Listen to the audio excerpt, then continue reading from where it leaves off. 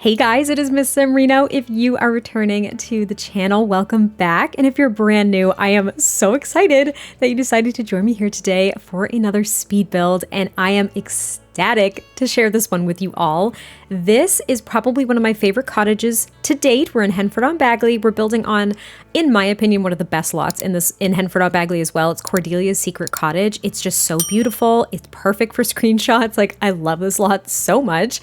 And we're building a cottage. And this took me a very long time to build, but it was so rewarding by the end of it. It's kind of a different shape than I've done before for a cottage, and I was working off of a reference image that I found on Google Images. If I saved it, I will put it on screen. If I did not, just know that it was a painting, and essentially it did have it was like literally exactly like this, just different color scheme, obviously, and different details and stuff, but this was kind of the shape of the home itself. So it looked like there was the older portion of the cottage, and then there was this little part off to the side where the entrance actually was, and then there was this bump out with just like a slanted roof. I don't know. You could probably find it if you search like English cottage exterior on Google Images and or Pinterest, probably either. I did, of course, make my own little changes to it to add some detail and kind of be comfortable with it because I don't know, this was in the middle. I mentioned this in another voiceover recently. I don't know what order I'm putting videos in, so who knows if I've actually posted it yet. I don't know.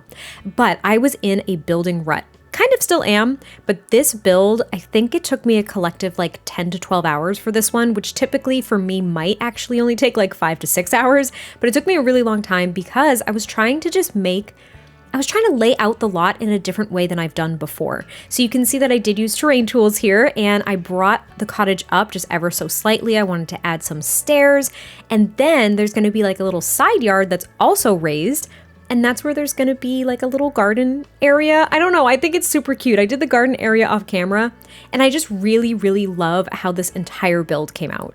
I felt like I hadn't made a cottage in a long time too. I think I posted one within the past month or so, but that was a pre-recorded cottage, so I haven't been in Henford-On-Bagley for a really long time. And I'm realizing it's one of my favorite worlds of all time. I love the build and buy that came with Cottage Living, the expansion pack. And I adore making cottages. They're some of my favorite builds that I've ever made. So anyway, I'm really excited about this one. I thought it was different from other cottages I've built. I just like the details. And let me say that the landscaping was probably one of my favorite parts too. And I loved trying to build in these walls as well, sinking them into the ground to kind of surround the front area. I don't know, it separated the lot and it just made it look really cool. I don't know how to explain this. I really don't. I was just amped to be able to use terrain tools and come up with something that I thought actually looked nice for a change, because terrain tools are, in my opinion, notoriously difficult to use. I've used them a handful of times to kind of create little raised areas. I think the most intensive terrain manipulation I've done was for a spellcaster cottage that I actually built on this exact lot around Halloween time. I think last year, 2022?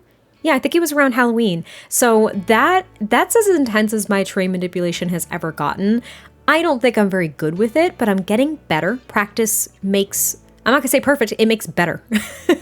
Practice makes better. But you can see that the shape of the cottage is pretty much figured out at this point. I did create that little bump out up here because I just felt like it added a bit more of a dynamic shape to the front, and I curved the roof because I thought it looked a little bit more whimsical. And then we start the landscaping, and let me just also say thank goodness for the freaking tool mod. This is actually one reason why I don't use terrain manipulation that often, is because when you're doing landscaping and you're trying to place it, you know, I don't know how to explain this. If you're trying to place landscaping objects and really fill things in and make it look natural and smooth as it's going like up or down a hill, like an incline, you can't do it because the landscaping objects clip to a certain height of the terrain manipulation, and you can't make it look natural. Things will hover.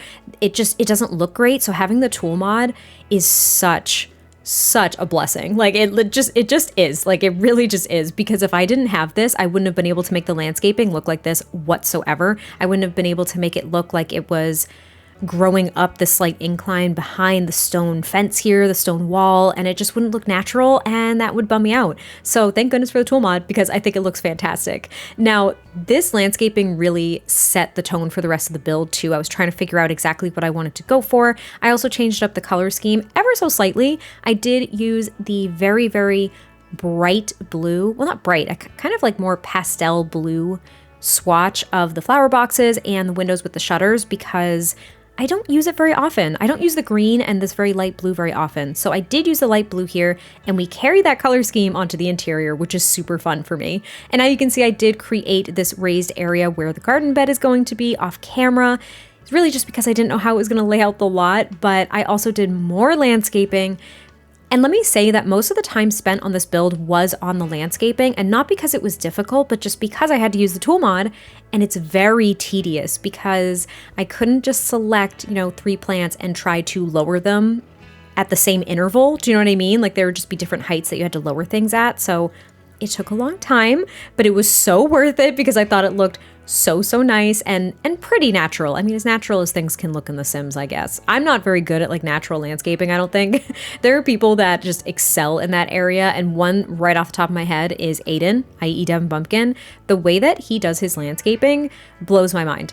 And the way that he uses terrain paint, like I don't know how he does it. I just don't. He's just incredible, but I did my best here.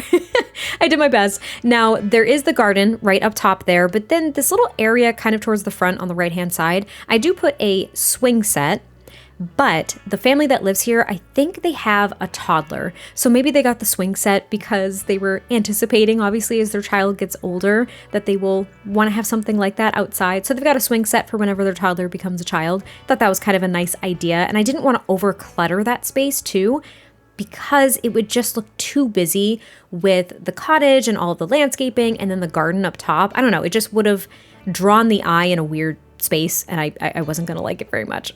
I don't know. That was my thought process. But I was just pulling out little bits that I wanted to use here and there, like some things from the debug menu, and then I continued with the landscaping. I don't show all of it because it was taking so long to do, but I just wanted to show you all at least part of the process because of how cumbersome it really was to do. But I loved it. I loved it so much. I thought it came out so nicely, and I liked the combination of plants that I used as well. Like the cottage living debug landscaping items are on par with the get-together debug landscaping items that I use very often. That's my opinion. I love them. I love them so much, especially kind of I think I add them towards the end, like the grass bits. You'll see them. But now we're on to the interior, and this is a 2-bedroom, 2-bathroom? Yeah, it's a 2-bedroom, 2-bathroom. And the floor plan, I was shooketh to my freaking core. Came together so nicely. It was such a natural floor plan to me. I was shocked. It just worked out perfectly. I couldn't have asked for it to be better, to be completely frank. And floor planning can be very difficult for me, but this was perfect. Like there's a little entry area where I ended up putting like a standing piano there, which I thought was perfect. And then there's the staircase kind of like in this middle hallway where you can go to the bathroom. The bathroom's right there towards the front. And then you have like this open dining, kitchen, living area. And it was just, I had so much room. I had the perfect amount of room. And I used this base game paneling. Yeah, I think it's considered a paneling with this blue swatch and then the white kind of like molding or wainscoting, whatever you want to call it. It was quite literally perfect. It matched the blue that we have on the shutters. And then I just tried to tie in blues and kind of like honeywoods and creams and whites and even like some soft green tones because it matched the pillows on the couches I chose from Cats and Dogs. And even some pale pinks. I'm just in a mood lately where I'm going for color schemes that match, but also have some mismatching elements to it. I don't know if that makes sense. Usually I'll go like super matchy-matchy with things, or I'll go completely mismatched. This is kind of middle of the road for me, and it was a little bit uncomfortable at first, but I thought it worked out really nicely, especially when I decided to use these white overhead cabinets with the blue countertops, which I ended up switching to kind of like a white and cream, but it was still nice. It worked because the white is matching the countertops, but we've got like the cream, it matches the counters, but we have like the cream countertops, which allowed me to pull out some creams in the woods for the chairs that I chose. But the blues kind of matched everything. I mix and matched the appliance from the country kitchen kit with the fridge from Cottage Living, pulled out the honeywoods in this little like china cabinet thing as well from Cottage Living. I don't know, It came together really nicely. The blue was like a very strong color throughout the entire build, to be completely fair, but I just felt like I was able to make it work and balance itself with the other colors that I ended up using. I thought it looked so cute and so pretty. I even have some strong gold accents with the overhead lights as well. And it came together just so naturally. I was just very surprised. That's why I keep talking about it. I'm just like really shocked that it came together like this. It's also, this build is very minimally decorated. I think the most cluttered room is the kitchen because I just like the kitchens to look lived in. You know, we don't have a lot of cabinets that are very open that show a lot of clutter, like customized clutter, obviously, because it's all just swatches, but I wanted the kitchen to look lived in. But outside of that, there are not a lot of clutter items throughout this build. At least it felt that way for me. I usually over clutter my builds. That's my opinion of my own builds, okay? I love clutter. Makes it feel homey and cozy and very lived in. But sometimes it can be a little much. So I tried to kind of tone it back here. Again, the kitchen is the most cluttered space. And even in the kitchen, I could have done a lot more, okay? Like, you guys know me. If you've been watching my videos for a while, you know me at this point. This could have been a lot more heavily cluttered, but I didn't want to go too nuts with it. I wanted to leave things kind of open. Of course, trying to be cognizant of how many countertops that I had open for your Sims to utilize, which there is one. There is literally one, but you could, of course, clear things off of this countertop right next to the stove, and you'd have another one, which would be great. But that is pretty much it for the living room and the kitchen. You can see that I only just put like a little flower thing on the coffee table in the living room, and that's it. And here in the entryway, we have the standing piano. We do end up putting a grandfather clock and then a bookcase. I think I put maybe a few stacks of books on this bookcase just to fill in this little shelf. And then there's an armchair right next to the piano. A few things, I think, on top of the piano as well, just to kind of fill in that space because there was no window there. So I wanted it to look, again, like as though this couple has maybe been here for a while and then they finally had their little nugget. And, you know, with a toddler, things are going to get more cluttered as time goes on, but you know, whatever. I really thought it was a perfect place for that standing piano, though. I'm still not over the fact that we have it. It is perfect. It is perfect. And I love the swatches. We've got some neutral swatches, and then we have some really fun, like decorated swatches too. And then here's going to be the downstairs bathroom where I use primarily items from the Vampire game pack, except for this bathtub, which was cottage living as well. Very plainly decorated. I didn't use tile at all in the bathroom or the kitchen. I wanted this to be really, really rustic, so I just went with the wood flooring and the paneling that we had throughout the entire house. And then we move on to the upstairs, where again, there is a full bathroom and then the 2 bedrooms. Now, if you really wanted to, if you had a bigger family in mind, or if you had a family that moved in here that ended up having another child or something, you could actually get rid of this full bathroom here, and it might be okay as like a nursery or a bedroom, you know what I mean? Like for a child or something. It's small. I think it's a 3x3 room, so it's a bit tiny, but I've made smaller bedrooms before and it could work out really nicely. But here is the primary bedroom. So this is where the parents stay. That sounded really weird when I said it, but this is the parents' bedroom. And they've got this nice bed from Cottage Living as well in the yellow swatch. So I could kind of like tie in the mismatching that we've got going on downstairs. They've got a few stacks of books and some flowers and things on top of their dresser. I also used a fair amount of sconces because what do sconces do, everybody? I'll give you a second.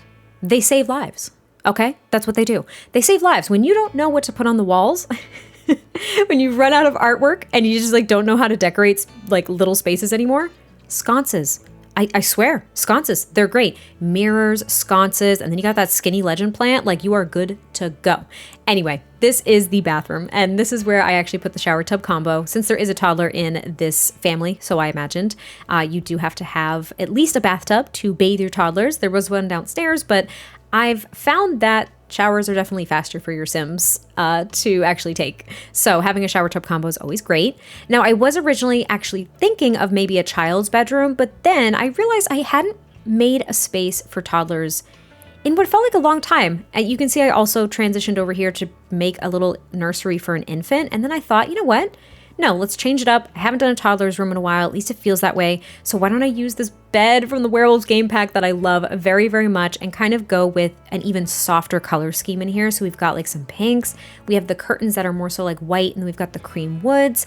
And I think there's a few blue details or even green. I know we've got like this pinky red rug as well from Cottage Living, but I thought it was a really cute toddler room. I thought it was very precious, just a mismatch of things that I really enjoyed, and I thought it looked, I don't know, it looked very calming, and that's always what I'm going for in like nurseries and toddler rooms and stuff too. Kids rooms, those can be chaotic and bright and loud and crazy, but you know, for an infant or a toddler, I want it to be a lot more calming and relaxed, and that's what I was going for. But we're actually getting very close to the end of this build, so I hope you all enjoyed this one. I cannot wait to hear your thoughts, and I will catch you next time I post a video, and I'll talk to you soon.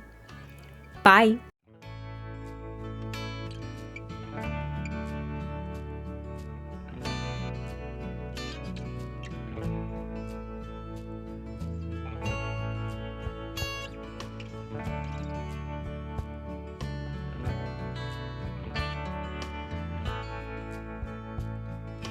Dear Irene, I wish that you could be here. The apple trees have grown to be so tall. It's been years and tears between our time together. Little children running in the hall. I went looking for the reasons in the darkness. Could I really be that kind of man? And I think that I was taking you for granted. I'm afraid that might be who I am. I came here to explain, but the car broke down again, and I walked home just to falling all to pieces. I guess you never knew the hole I fell into, but it got its teeth in me and it won't let go.